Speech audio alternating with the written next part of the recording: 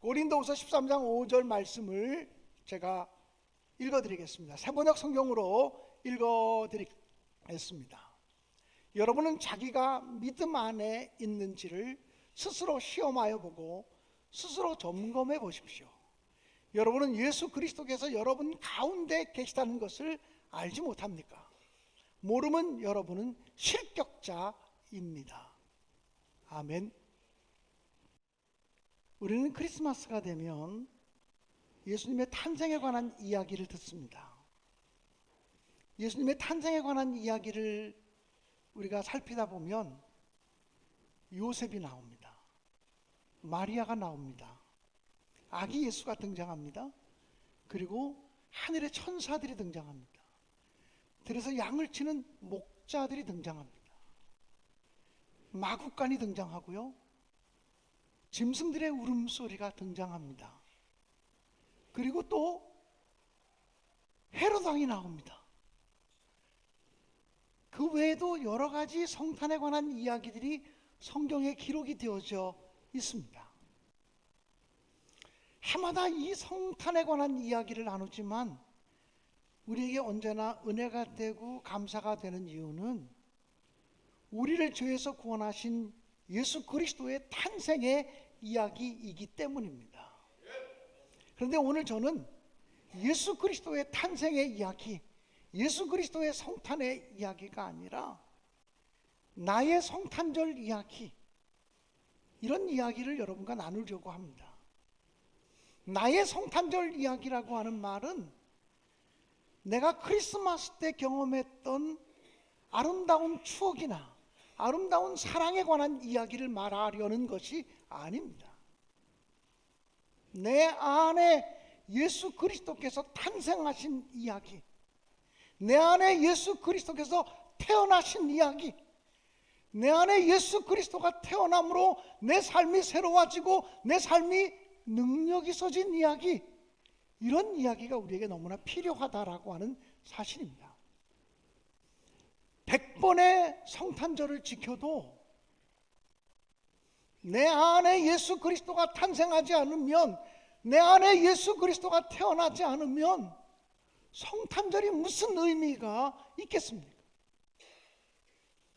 여러분은 어떤 성탄절 이야기를 가지고 있습니까?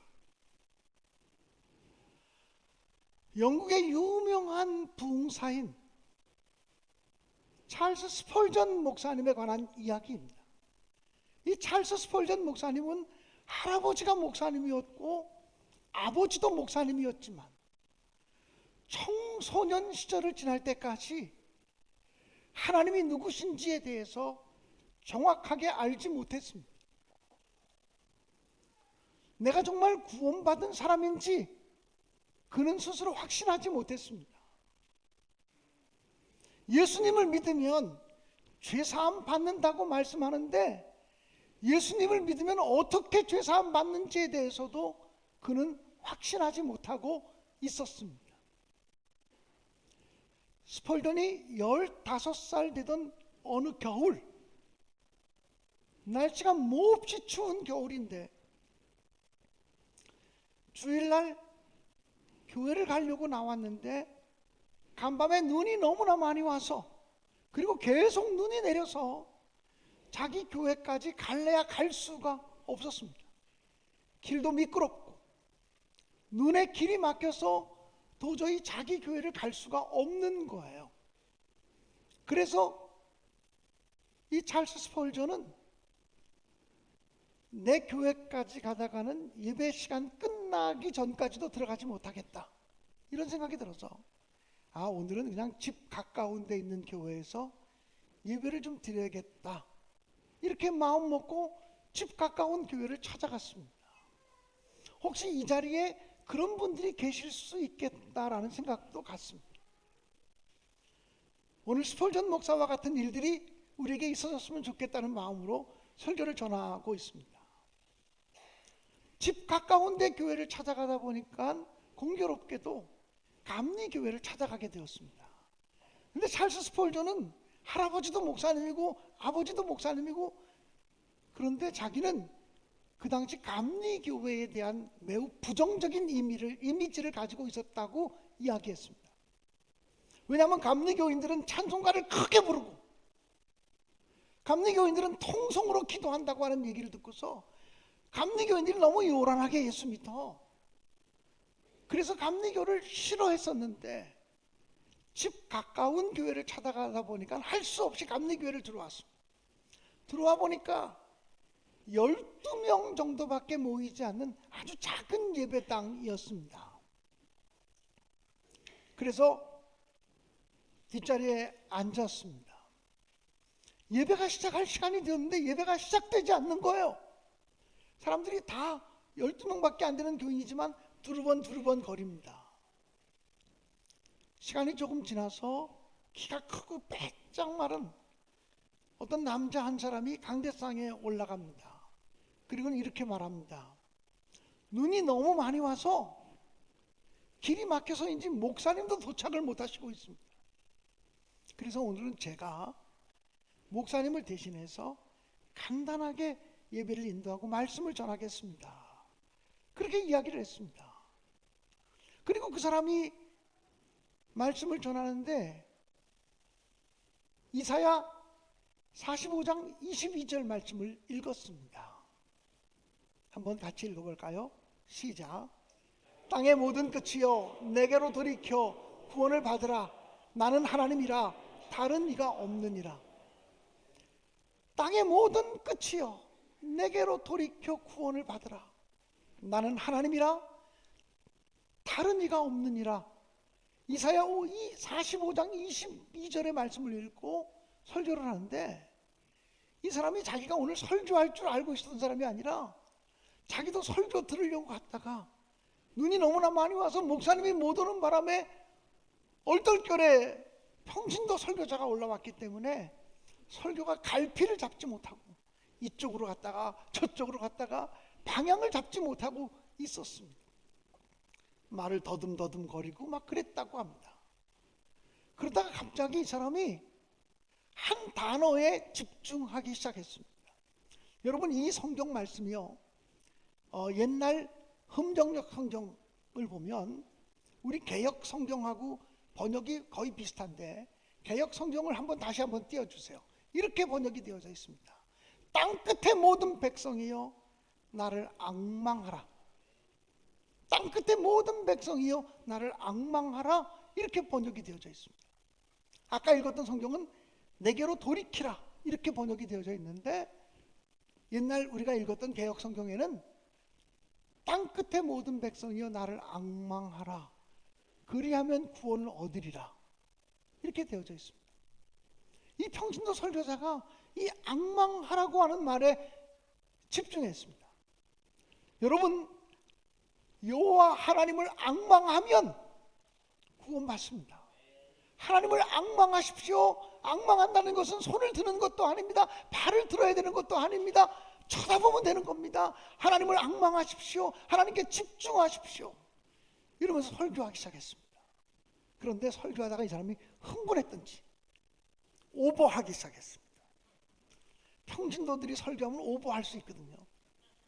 오버하는데 어떻게 오버했냐면요, 자기가 마치 예수님이 된 것처럼 설교를 했습니다. 여러분 나를 바라보십시오. 나를 앙망하십시오. 그러면서 말하기를 내가 하늘의 높은 보좌를 버리고 이 땅에 왔습니다. 그리고 내가 십자가를 지고 피 흘려 죽었습니다. 나를 앙망하십시오. 나를 앙망하면 죄사함 받습니다. 구원 받습니다. 뭘 걱정하십니까? 나를 앙망하십시오. 마치 자기가 예수님이 된 것처럼 예수님으로 빙의한 것처럼 내가 하늘 높은 보좌를 버리고 이 땅에 왔다고, 내가 십자가를 지고 피 흘려 죽었다고, 나를 바라보라고, 나를 앙망하라고 설교했습니다. 그러다가 이 설교자가 저쪽에 보니까 12명밖에 안 되니까 모르는 얼굴이 보이잖아요. 그 모르는 얼굴, 체격은 크겠죠. 모르는 얼굴이 있는 그 젊은이를 향해서 손을 내밀어 이렇게 말합니다. 이국의 젊은이, 자네의 얼굴을 보니 매우 처량해 보이네. 매우 지쳐 보여. 여호와를 앙망하게. 여호와를 앙망하면 죄사함 받고 구원받게 되는 거야. 이렇게 설교를 했습니다. 이 어린 15살 먹은 스펄전은 갑자기 설교자가 자기를 바라보면서 이복의 젊은이 이렇게 얘기할 때 자기를 부르는 줄 알고 일어날 뻔했습니다. 그러다가 앉아서 설교를 듣고 있는데 자기를 향해서 여호와를 앙망하라고, 하나님을 앙망하라고, 그리하면 구원받는다고, 그리하면 죄사함 받는다고 하는 설교를 하고 있었습니다. 근데 참 놀랍죠. 나중에 스펄전 목사는 고백하기를, 그 순간 내가 어떻게 하면 구원받을 수 있는지, 내가 어떻게 하면 죄사함 받을 수 있는지를 깨닫는 시간이 되었다고 고백을 했습니다. 그 순간 하나님을 바라보는 눈이 열리게 되고, 그 순간 천국을 바라보는 눈이 띄어지게 되었다고 고백을 했습니다. 그리고 그는 감리교 형제들과 함께 나는 용서받았습니다, 나는 죄를 용서받았습니다, 나는 구원받았습니다라고 외치게 되었다고 훗날 간증을 하였습니다. 바로 그 순간이 그 유명한 찰스 스펄전 목사님의 심령 속에 예수님이 새롭게 탄생하신 시간이었습니다. 찰스 스펄전 목사님의 성탄절 이야기였다, 이렇게 저는 말씀드리고 싶은 거예요. 여러분은 어떤 성탄절 이야기를 가지고 있습니까? 오늘 성경 본문 고린도후서 13장 5절에 보면 이렇게 기록되어져 있습니다. 개역 개정으로 읽어드리겠습니다. 너희는 믿음 안에 있는가? 너희 자신을 시험하고 너희 자신을 확증하라. 그리스도께서 너희 안에 계신 것을 너희가 스스로 알지 못하느냐?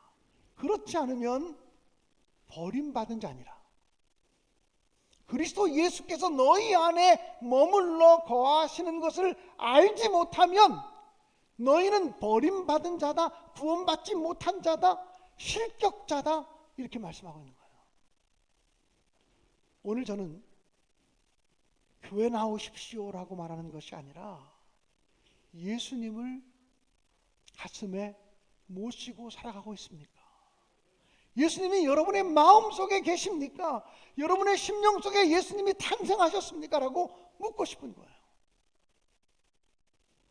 사랑하는 여러분, 아무리 교회를 오래 다녀도 또 모태신앙의 사람이라 할아버지도 목사님이고 아버지도 목사님이고 기독교적인 분위기 속에 자랐다고 할지라도 예수님께서 내 안에 머물러 계시는 것을 깨닫지 못하면 우리는 실격자고 버림받은 자고 구원받지 못한 자라고 성경은 아주 명백하게 말씀하고 있습니다.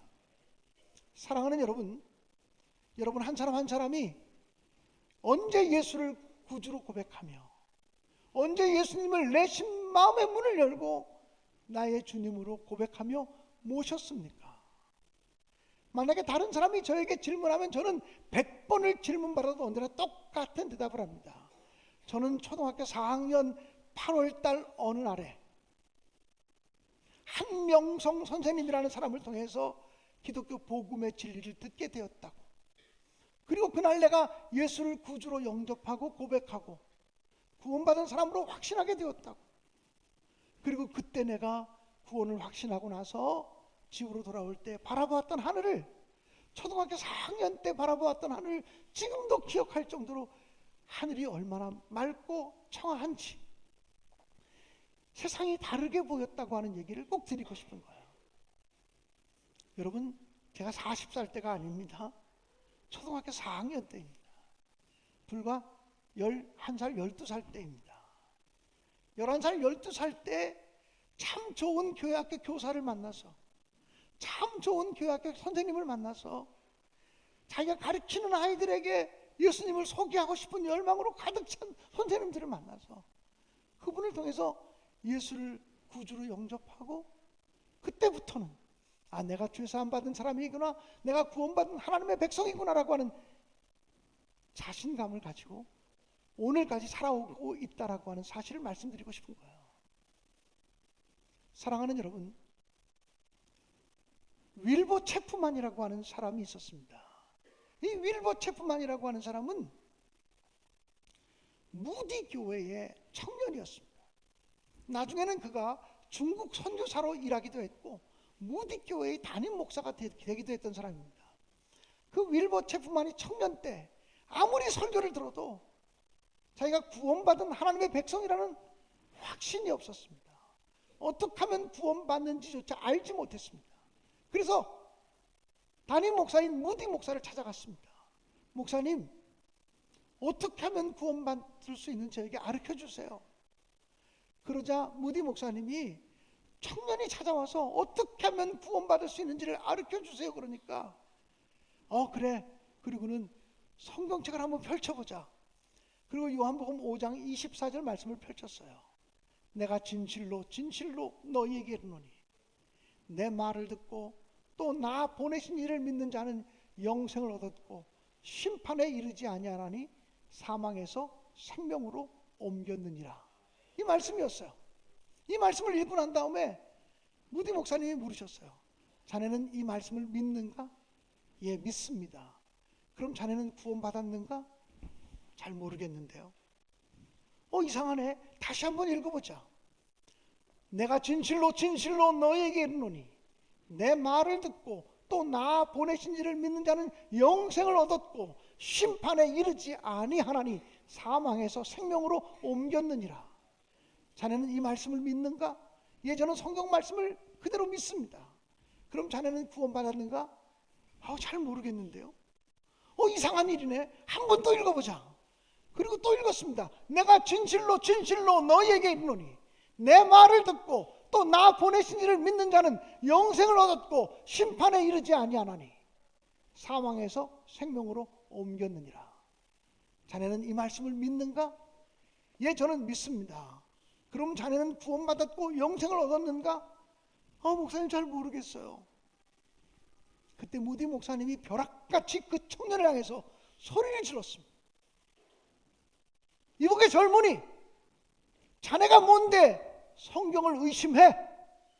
성경에 예수를 믿으면 영생을 얻고 사망에서 생명으로 옮겼다고 기록됐으면 성경이 있다고 하면 있는 거지. 네가 뭔데 성경을 의심해?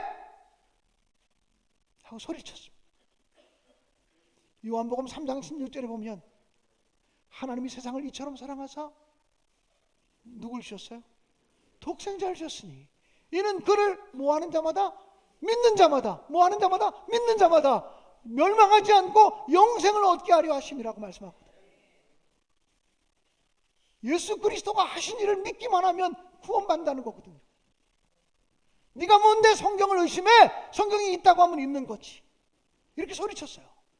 근데 참 이상하죠. 그 순간 이 윌버 체프만이라는 청년의 의심이 벗겨져 버리고 하나님을 바라보는 눈이 띄었다고 고백을 했어요. 그 순간이 예수님이 내 죄를 용서하시는 분이구나, 예수님을 통해서 내가 죄 사함 받고 영생을 얻을 수 있구나라고 하는 사실을 확신하게 되는 순간이었다고 고백을 했어요. 그 순간이 윌버 체프만에게는 예수 그리스도께서 내 안에 태어나신 성탄의 전리라고 말할 수 있는 거죠. 마태복음 1장 21절은 이렇게 기록되어지고 있어요. 천사가 나타나서 하신 말씀이에요. 아들을 낳으리니 이름을 예수라 하라. 이는 그가 자기 백성을 그들의 죄에서 구원할 자이심이라. 아들을 낳으리니 이름을 예수라 하라. 그가 자기 백성을 그들의 죄에서 구원할 자. 예수라고 하는 이름의 뜻이 죄에서 구원할 자라고 하는 말이거든요. 우리가 요즘 새벽마다 빌립보서의 말씀을 큐티하고 있고 읽어나가고 있는데 빌립보서 2장 6절에 보면 이렇게 기록이 되어져 있어요. 2장 6절부터 제가 쭉 읽을 텐데요. 그는 근본 하나님의 본체시나 하나님과 동등됨을 취할 것으로 여기지 아니하시고 오히려 자기를 비워 종의 형체를 가지사 사람들과 같이 되셨고 또 사람의 모양으로 나타나서 자기를 낮추시고 죽기까지 복종하셨으니 그 십자가에 죽으심이라. 이러므로 하나님이 그를 지극히 높여 모든 이름 위에 뛰어난 이름을 주사 하늘에 있는 자들과 땅에 있는 자들과 땅 아래에 있는 자들로 모든 무릎을 예수의 이름에 꿇게 하시고 모든 입으로 예수를 주라 시인하여 하나님 아버지께 영광을 돌리게 하셨느니라고 말씀하고 있어요. 바로 예수님이 육신의 몸을 입으시고 이 땅에 내려오셔서 십자가를 지고 죽기까지 순종하셨을 때 하나님이 그를 지극히 높이셔서 가장 영화로운 이름을 주시고 모든 사람들로 하여금 하늘에 있는 자나 땅에 있는 자나 땅 아래에 있는 자들로 하여금 예수의 이름 앞에 무릎을 꿇게 하셨다. 그래서 우리가 입으로 예수를 구주라고 시인하여 하나님께 영광을 돌리게 하셨다고 말씀하고 있어요. 성탄절, 내일 성탄절을 맞이하게 돼요. 2000년 전에 예수라고 하는 분이 탄생하셨대. 이것이 무슨 우리에게 기쁜 소식이 되겠어요? 예수님이 내 안에 태어나셔야, 예수님을 나의 구주라고, 예수는 주님이라고, 모든 이름 위에 뛰어난 이름이라고 고백할 수 있을 때, 그때 우리에게 진정한 의미의 성탄절이 시작되고 진정한 의미의 기쁨의 절기가 시작되는 것이라고 저는 분명히 믿습니다.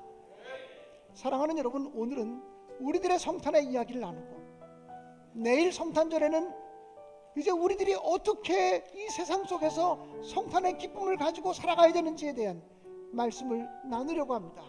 내일 오전 11시 반에 전 가족들이 함께 모여 성탄 축하 예배로 하나님께 영광 돌릴 수 있기 바라고, 오늘 이 시간 모든 이름 위에 뛰어나신 예수님의 이름을 찬양하며 결단하도록 하겠습니다.